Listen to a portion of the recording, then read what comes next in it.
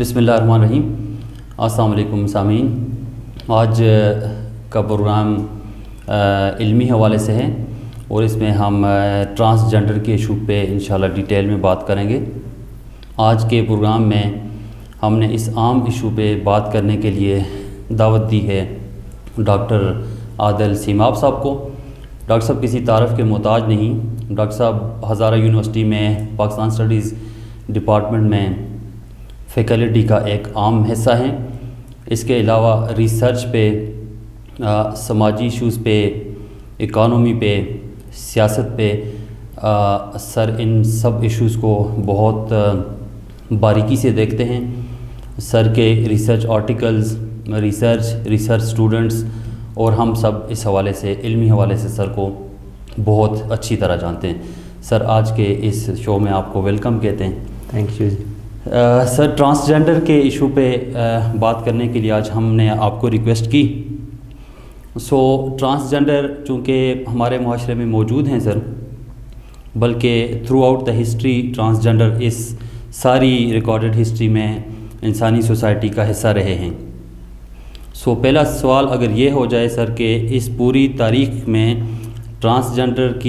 کا سوسائٹی میں کیا رول رہا ہے، کس طرح ان کی شناخت اسٹیبلش ہوئی اور کیسے سوسائٹی ٹرانسجنڈر کو پرسیو کرتی ہے اور ٹرانسجنڈر کیسے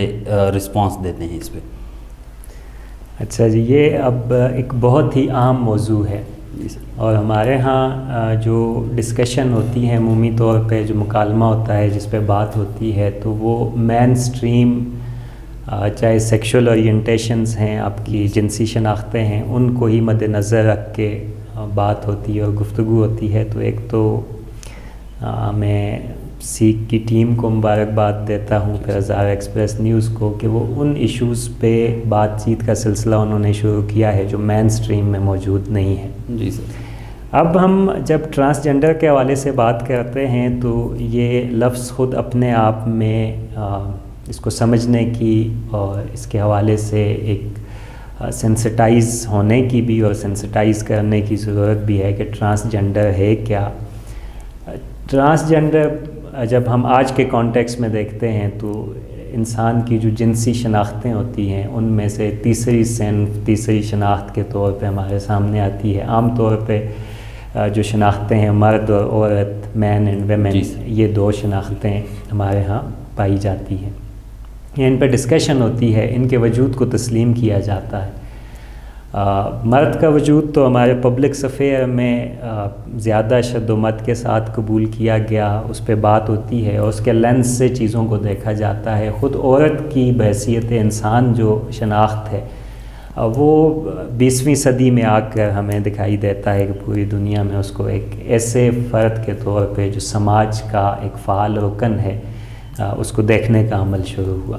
تو جو ٹرانسجنڈر ہے یا بائی سیکشول یا کوئر کمیونٹیز جو ہیں، ان کے حوالے سے بات یہ 21ویں صدی کا فنامنا ہے یا لیٹ 20th سینچری میں اس پہ بات ہونا شروع ہوتی ہے. تو اب اس شناخت کو سمجھنا پہلے لازمی ہے اور پھر اس کو ہم ایجوکیشن کے ساتھ لنک کریں گے، اس پہ بات کریں گے. جنس کے حوالے سے جو انسان کی شناخت ہے، اس کو اگر آپ ازمنہ قدیم میں دیکھیں، اس دور میں کہ جب ابھی ایگریرین ایج شروع نہیں ہوئی تھی اور ہنٹنگ گیدرنگ سوسائٹی تھی،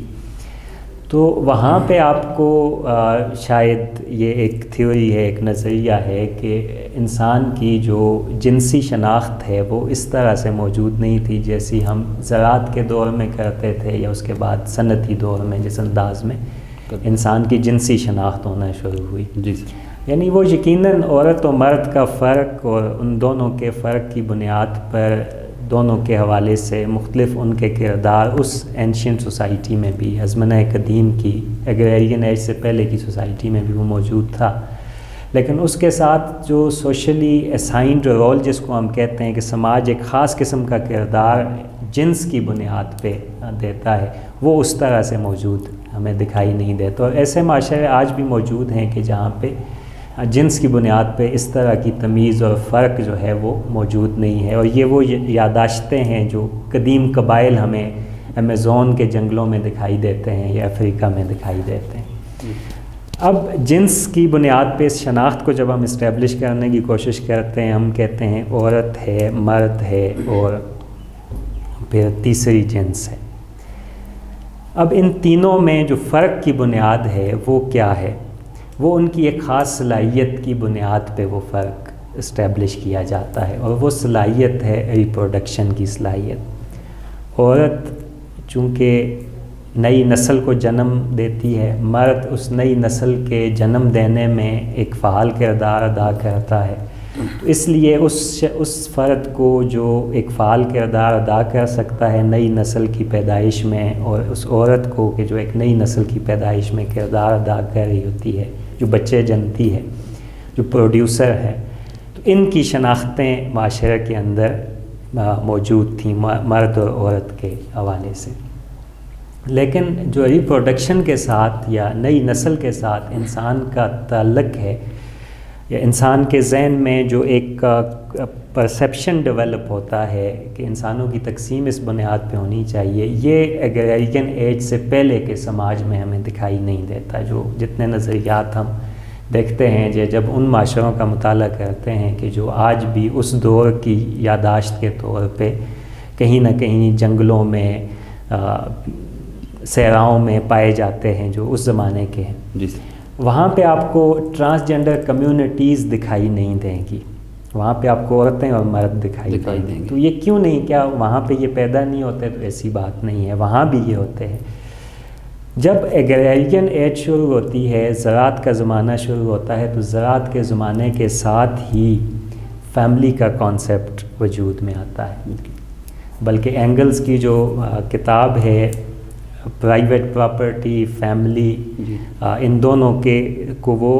ایک ساتھ ایک کوئنسیڈنس کے طور پہ لیتے ہیں کہ جہاں سے پرائیویٹ پراپرٹی کا تصور پیدا ہوتا ہے، وہیں سے خاندان کا تصور پیدا ہوتا ہے، اور وہیں سے پھر ریاست کا تصور پیدا ہوتا ہے۔ تو اب ایگریرین ایج کی خاص بات کیا تھی کہ ایگریرین ایج میں زمین پہ انسانوں نے قبضہ کرنا شروع کیا۔ اب اپنے اس قبضے کو قائم رکھنے کے لیے اس نے خاندان بنایا، اور خاندان جو خون کے رشتے تھے وہ اس کی طاقت، اس کے بازو بنتے تھے۔ جیسے آج بھی ہم کہتے ہیں کہ فلاں شخص کے اتنے بیٹے ہیں، تو ہم کہتے ہیں اس کے اتنے بازو ہیں۔ یہ جب رشتہ داری کی جاتی ہے دو خاندانوں میں، تو کہتے ہیں کہ اس کے بازوؤں میں کتنا اضافہ ہوا ہے، طاقت کی بنیاد پہ۔ اور یہ طاقت کیوں چاہیے تھی؟ کیونکہ زمین کا جو قبضہ تھا اس کو قائم رکھنے کے لیے ایک۔ دوسرا جو وہ قبضہ ہے اس کی وراثت میں منتقلی کے لیے ریپروڈکٹیو سکل یا جو پوٹینشل ہے ریپروڈکشن کا، یہ اہمیت اختیار کر گیا کہ آیا آپ بچے پیدا کرنے کی صلاحیت رکھتے ہیں یا نہیں۔ تو یہاں پہ پہلی دفعہ ہمیں زراعت کے دور میں وہ معاشرے کا حصہ جس کے اندر وہ ریپروڈکٹیو سکل نہیں تھی یا وہ پوٹینشل موجود نہیں تھا، وہ مارجنلائز ہوتا ہوا، وہ الگ ہوتا ہوا، مین سٹریم سے نکلتا ہوا دکھائی دیتا ہے۔ کیونکہ وہ عورت و مرد کی طرح اگر بچوں کو جنم نہیں دے سکتا تو وہ معاشرے کا فعال کارکن پھر اس کو نہیں کہا جاتا تھا۔ بالکل۔ تو یہ بنیادی شناخت جو ہے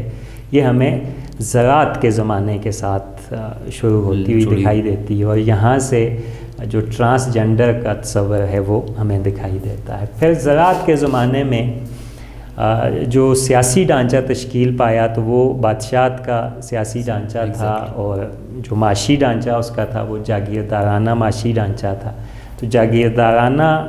ثقافت یا معاشی ڈھانچے کے اوپر بادشاہت کا سیاسی ڈھانچہ وجود میں آیا۔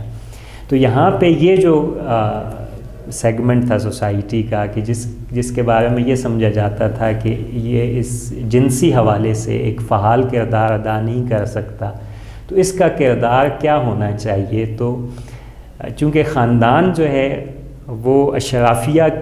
کی صنف، اس کی صفت اور اس کی خوبی سمجھی جاتی تھی، تو اشرافیہ اپنے خاندان کے تحفظ کے لیے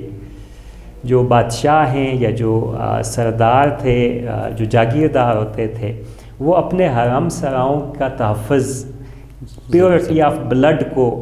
انشور کرنے کے لیے، خون کی پاکیزگی کے، خون میں کسی دوسرے خون کی ملاوٹ نہ ہو، تو انہوں نے ایک طرف جو ہے عورت کا کردار چار دیواروں کے اندر بند ہونا شروع ہوا، وہیں ان عورتوں کے اوپر ایک سرویئر کا ان کے تحفظ کے لیے، ان کو دیکھنے کے لیے، ان کی جاسوسی کے لیے جس طبقے کو پھر سیاسی ڈھانچے کے اندر شامل کیا گیا وہ ٹرانسجینڈرز کا تھا، کیونکہ ان کے حوالے سے وہ کہتے تھے کہ یہ تو چونکہ خود جنسی عمل میں شامل ہو نہیں سکتے تو یہ پیورٹی آف بلڈ کو خراب نہیں کر سکتے، تو حرم سرا کے اندر ان کا کردار تھا۔ تو ہم دیکھتے ہیں کہ بادشاہوں کے درباروں میں پھر ہمیں ان کے جو حرم سرا ہیں وہاں کے کچن کو دیکھنا ہے، وہاں پہ لونڈیوں کے معاملات کو دیکھنا ہے، ملکاؤں کے معاملات کو دیکھنا ہے، اور پھر کمیونیکیٹ حرم کو جو بادشاہ ہے یا جو سیاسی مراکز ہیں ان کے ساتھ ایک رابطے کے ذریعے کے طور پہ کہ یہ اس بادشاہ کے اپوائنٹڈ لوگ ہوتے تھے جو اس حرم کی حفاظت کرتے تھے۔ سر مختلف ریجنز میں، ورلڈ کے مختلف ریجنز میں چونکہ جتنی بھی مارجنلائزڈ کمیونٹیز رہی ہیں ان کا الگ الگ آئیڈینٹی یا الگ الگ رول رہا ہے۔ فار ایگزامپل اگر آپ بلیکس کو دیکھیں تو یورپ میں، ویسٹرن یورپ میں اور بعد میں امریکن ریجن میں جو ہے بلیکس کی ایک خاص کردار رہا ہے، اور سوسائٹی کا بلیکس کی طرف ایک خاص رویہ رہا ہے، جس رویے کو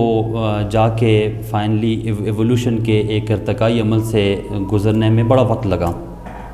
سر اگر ہم یہ جاننا چاہیں کہ ٹرانسجنڈر کا ہماری سب کانٹیننٹ کی سوسائٹی کے اندر کیا رول رہا ہے، یا جیسے آپ نے ذکر کیا چونکہ ہم ہسٹری میں hunting and food gathering society سے اگر سٹارٹ کریں تو ہم ایگریرین، پھر انڈسٹریل، پھر آج ہم پوسٹ انڈسٹریل سوسائٹی میں رہ رہے ہیں، تو تھرو آؤٹ دا ایج اگر ہم اس سیگمنٹ آف سوسائٹی کو، ٹرانسجنڈر کو سب کانٹیننٹ کے اس میں دیکھیں آئینے میں تو یہاں پہ ان کا کیا کردار رہا ہے؟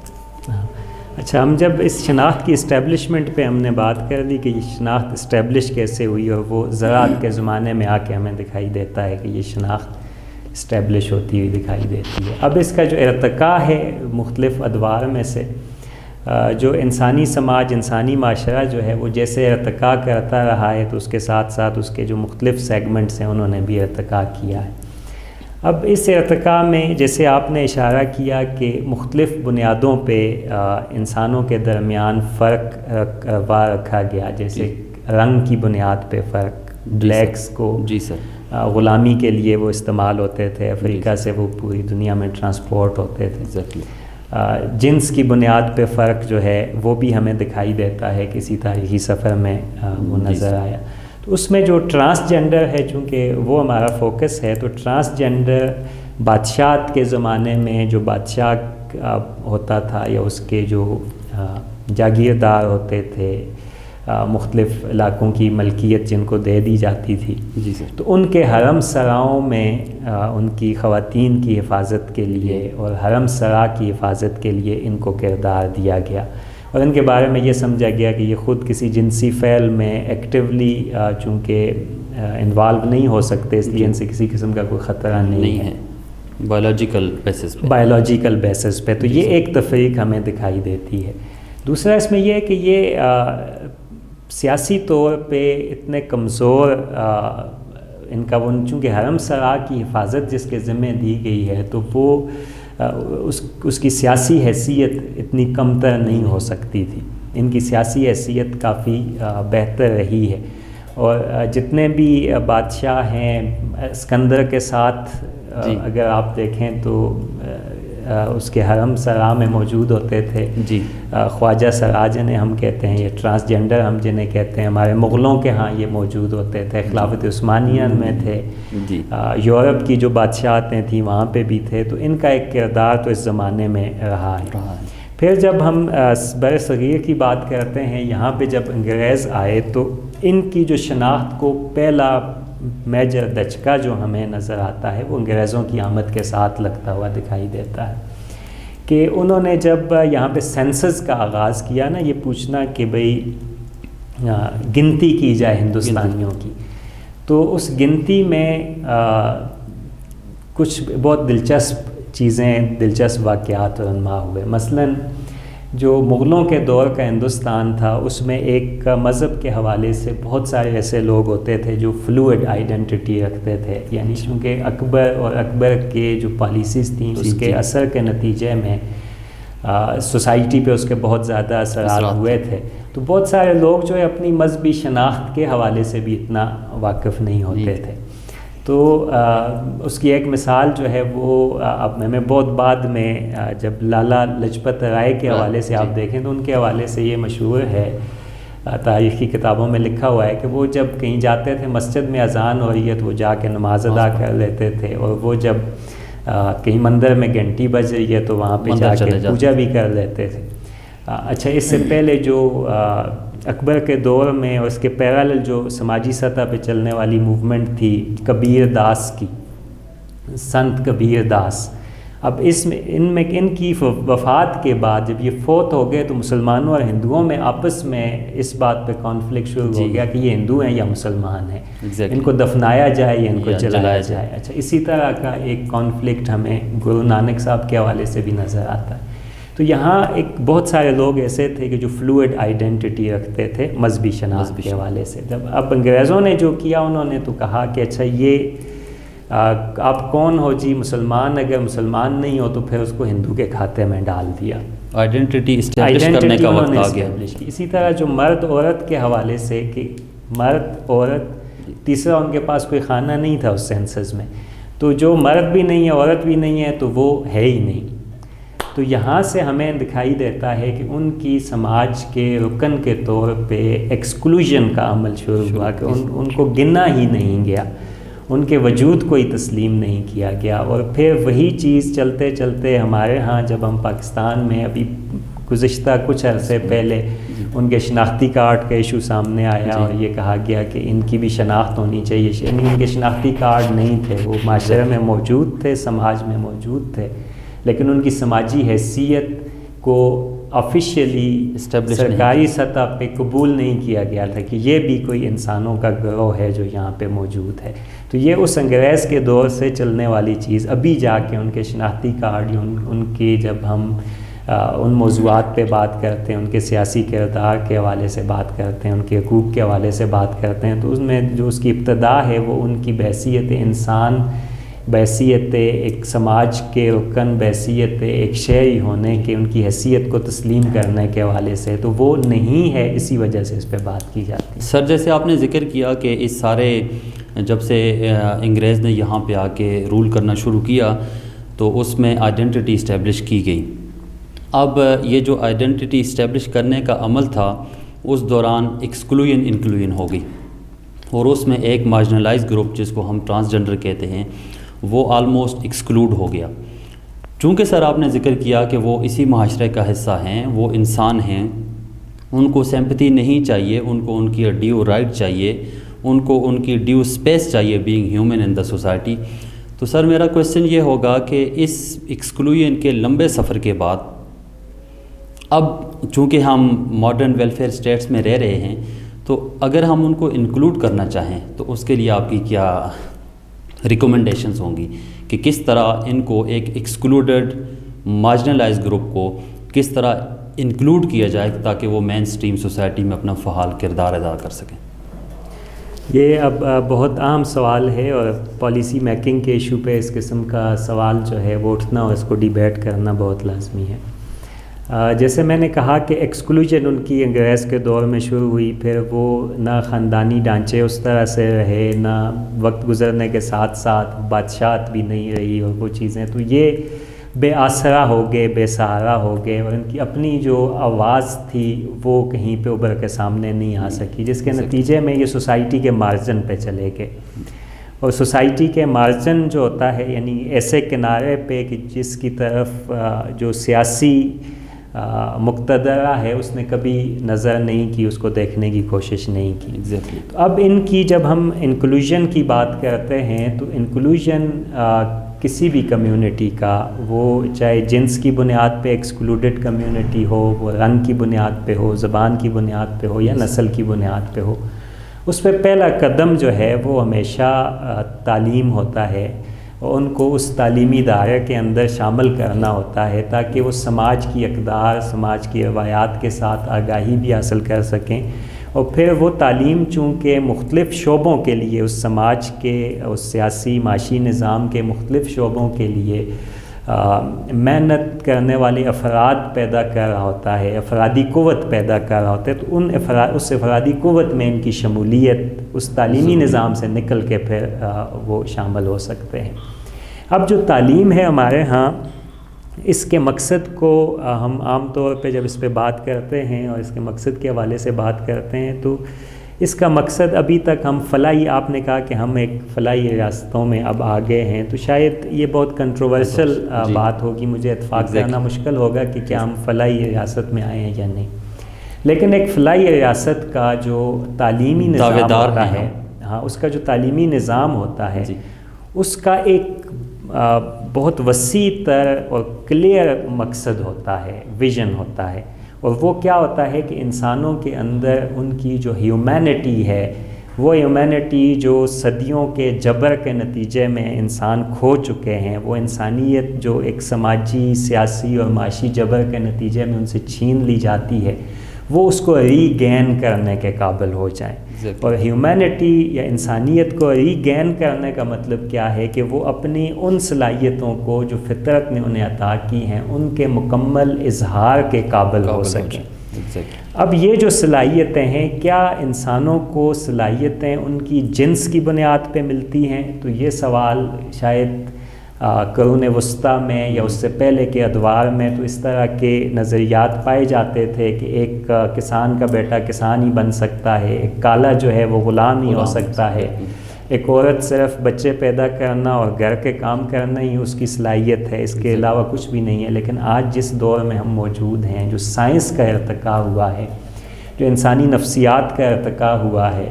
انسانی علم کا ارتقاء ہوا ہے، وہ ہمیں یہ بتاتا ہے کہ نہیں، یہ صلاحیتیں، ان صلاحیتوں کی بنیاد رنگ، جنس، نسل، طبقہ نہیں ہے، بلکہ انسان کی صلاحیتیں جو ہیں ان کا تعلق اس کے کسی جنسی عضو کے ساتھ نہیں ہے، بلکہ ان کے ذہن کے ساتھ ہے،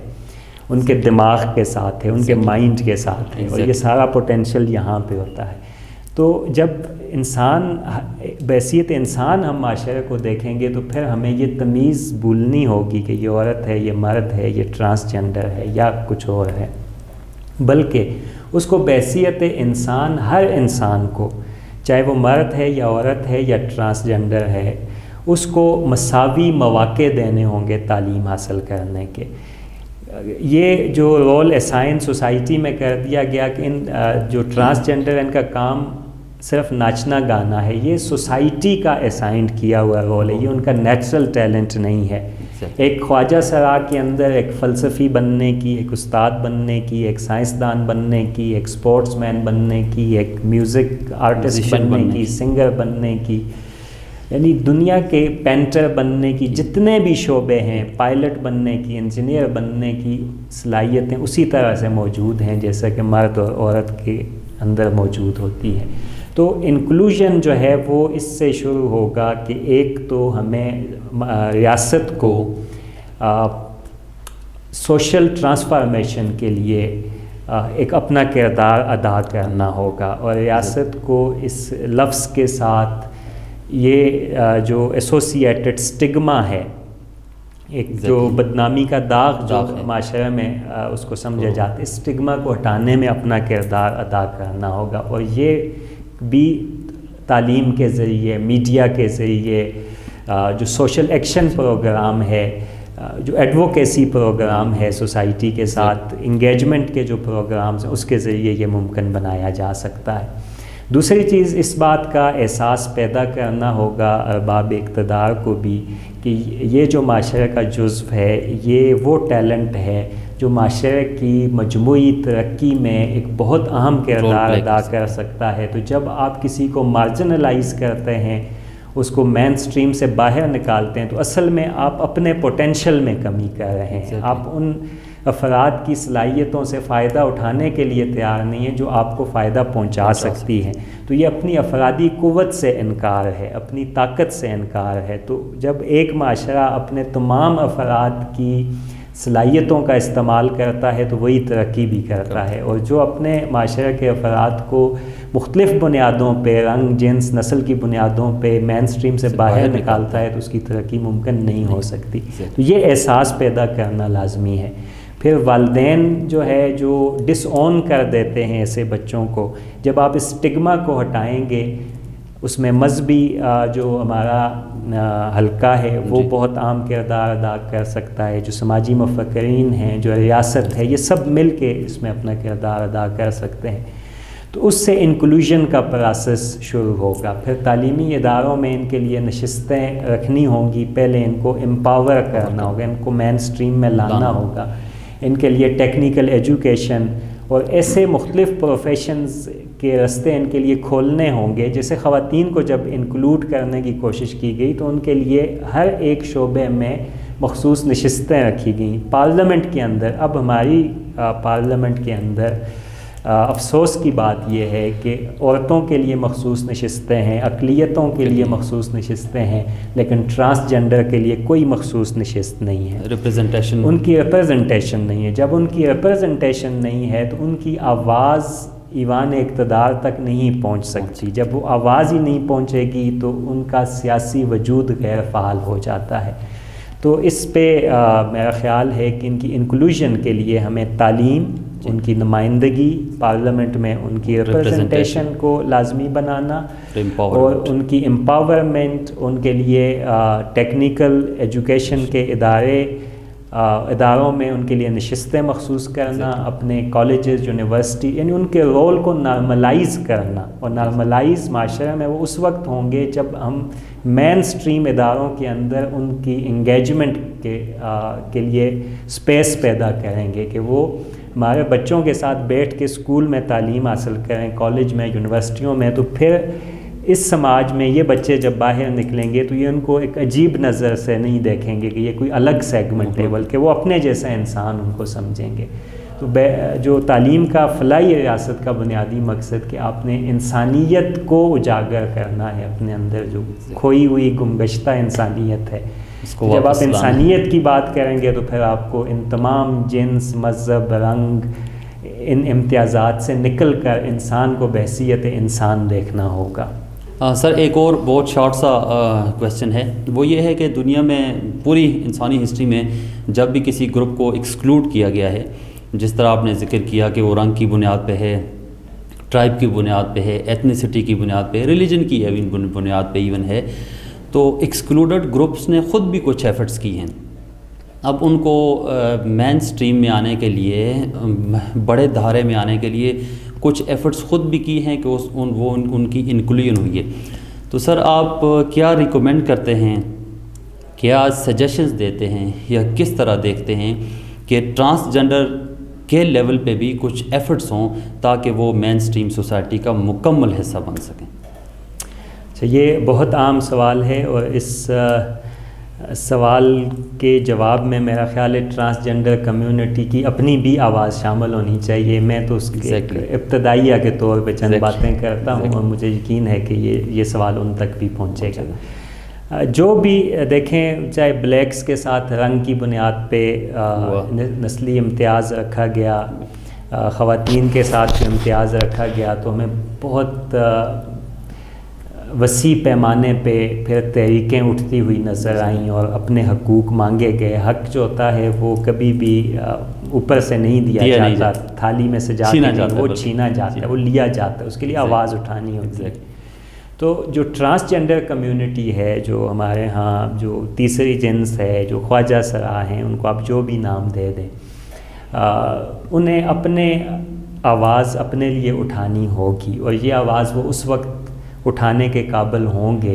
کہ جب وہ اپنے آپ کو بحیثیت انسان تسلیم کر لیں گے، یعنی اپنی شناخت، اور پھر اپنی شناخت پہ